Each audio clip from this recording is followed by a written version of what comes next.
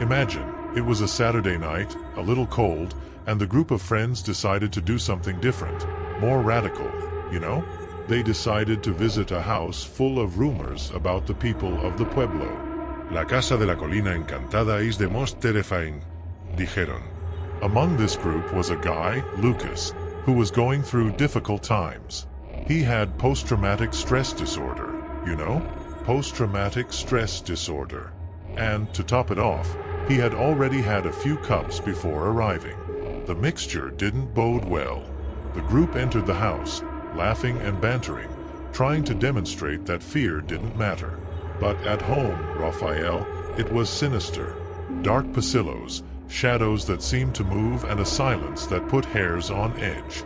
Lucas began to feel that his surroundings were getting closer to him. The drink seemed to intensify every sensation, every sound. Then, suddenly, in the middle of one of the dark rooms, Lucas saw something that made him bleed. He swore that his priest, the one who caused so much pain in the past, was there, right in front of him. The face of his priest, cruel and abusive, smiled in a way that Lucas would never forget. It was a hallucination, but to him it seemed too real. His heart raced, he broke into a cold sweat, and before he could control himself, he was in the middle of a panic attack. His friends, when they realized that something was very wrong, tried to calm him down and get him out of there as quickly as possible. It was just one scene. They had never seen Lucas like that. When he finally left the house, Lucas was exhausted, both physically and emotionally. That experience, Raphael, was a turning point for him. He decided that he didn't want to go through something like that again. From that night on, Lucas swore that he would avoid anything that could trigger those feelings again. Drinks, drugs, enchanted houses. Everything was a matter of discussion. He began to take better care of himself, to seek help, and to try to leave the past where he belonged. In the past. That night at Haunted Hill House was a turning point in Lucas's life, a dark reminder that some experiences can leave a deep mark on us, but can also show us the road to recovery. Pero, Raphael, there are more. While Lucas tried to recover, his friends began to remember details that seemed strange. A friend, Anna, remembered seeing a tall, thin shadow that seemed to follow them across the country. Another friend, Pedro, I say that he heard whispers in a language that he couldn't understand, as if the walls spoke. They decided to return home during the day, just to see if they could find any logical explanation for what happened. But Haunted Hill House looked even more terrifying in daylight. The windows were broken, the paint was crumbling, and the air was filled with a smell of damp and abandonment. While exploring empty rooms, Anna found a diary hidden in a closet. The pages were yellow and fragile, but she managed to read a few pages. The diary speaks of a family that had lived in the house decades ago, a family that was terrified by an evil presence that seemed to feed on their fear and suffering. The last journal entry was chilling. It described how the father of the family, desperate to protect his loved ones, attempted a ritual to expel the entity. But something went horribly wrong. Instead of banishing the spirit, it attached itself to the house, becoming even more powerful and evil. The friends got goosebumps. It was as if the presence was still there, watching them, waiting. They decided to leave the house immediately, feeling like they were being followed. When they finally got outside, they breathed a sigh of relief. Lucas, upon hearing about the journal, felt a chill run down his spine. He knew that what he saw was not just a figment of his imagination. There was something about Haunted Hill House, something that fed on fear and suffering. And he, with his PTSD and painful memories, had been an easy target. Lucas decided to move on and intensified his search for help. He started going to therapy and found a support group. Little by little, he learned to confront his traumas, to face his fears. And the haunted house, with all its horrors, became a distant memory, a symbol of everything he had overcome. And so, Raphael, Lucas' story, and the haunted house on Hill became legend in the town. A story told by locals to warn of the dangers of facing our fears unprepared, but also to inspire those struggling with their inner demons. Because, at the end of the day, We all have our ghosts to face. I hope you liked the story, because the second story is even more chilling. Just don't forget to see if you're already subscribed to the channel so you don't miss any terrifying stories. Imagine a woman named Clara looking for a job in the middle of a pandemic when everything seemed to be upside down. She was going through tough times, like many of us. Bills piling up, uncertainty about the future, and constant worry about your health. Clara needed a quick solution, something that could give her some financial relief while she continued to look for something more stable. One day, browsing the internet for job openings, Clara found an unusual opportunity. A haunted house attraction was hiring actors to scare guests. It was one of those places where people pay to be scared, you know? Where you go in expecting to be scared and leave with your heart racing, but knowing it's all a big joke. Clara, brave and determined, thought, why not? It wasn't her dream job, but it could be a temporary and even fun solution. She applied, and to her surprise, she was called in for an interview the next day. Upon arriving at the location, Clara was greeted by a kind man named Roberto, who was the manager of the haunted house. Welcome, Clara, Roberto said with a smile. We're glad you're interested in the position. Here, we try to create the scariest experience possible for our visitors. We'll show you around and see if you fit in.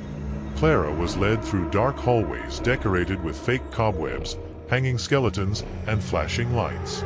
The atmosphere was truly terrifying, but Clara kept her cool. They stopped in a room where a group of actors were preparing, dressed in macabre costumes and elaborate makeup. You'll play the damsel in distress, Roberto explained. You're going to wear this old half-torn dress and spend your night screaming and pretending to be terrified as visitors walk through the halls. Does that sound good to you? Clara nodded, feeling a mix of excitement and nervousness. She put on her costume and began to prepare for her first night of work. The first few days went well. Clara got used to the planned scares and even started to enjoy the exaggerated reactions of the visitors. But one of those nights, everything changed. While Clara was acting out her scary scene, two men entered the room where she was. They came too close, invading her personal space. Clara, who had already been through many scares and bad jokes, felt that something was wrong. The look in the men's eyes was not one of amusement, but something much darker.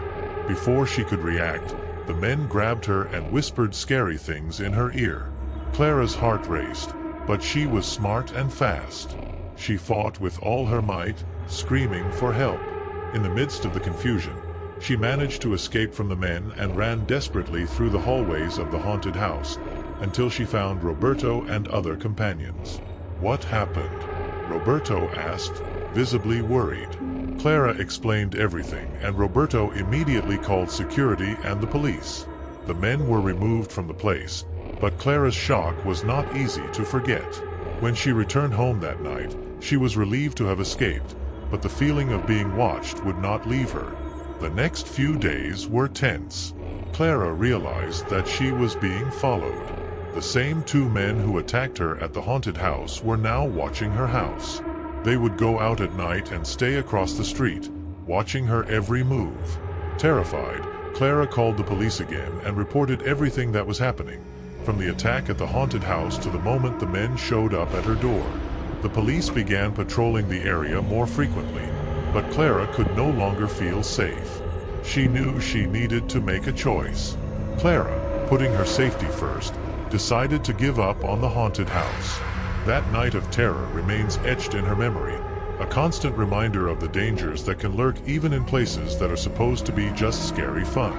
Clara managed to find another, safer and quieter job, but the experience made her more cautious.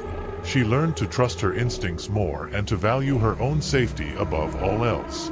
And every time she hears stories about haunted houses, Clara thinks back to that night and feels a shiver run down her spine, grateful to have come out of that situation unscathed. I hope you liked the story, because the third story is even more chilling. Just don't forget to see if you're already subscribed to the channel so you don't miss any terrifying stories. I hope you liked the story. It was a cold and dark night when John and his friends decided to visit the famous haunted Hill House.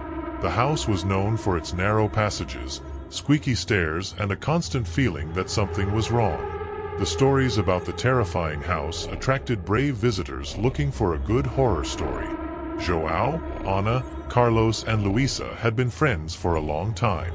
They grew up listening to horror stories together, and when they discovered the existence of Haunted Hill House, they couldn't resist the temptation to explore its mysteries. When they arrived at the entrance of the house, they were greeted by a guide of moderate age, with an enigmatic smile and a flash in his hand.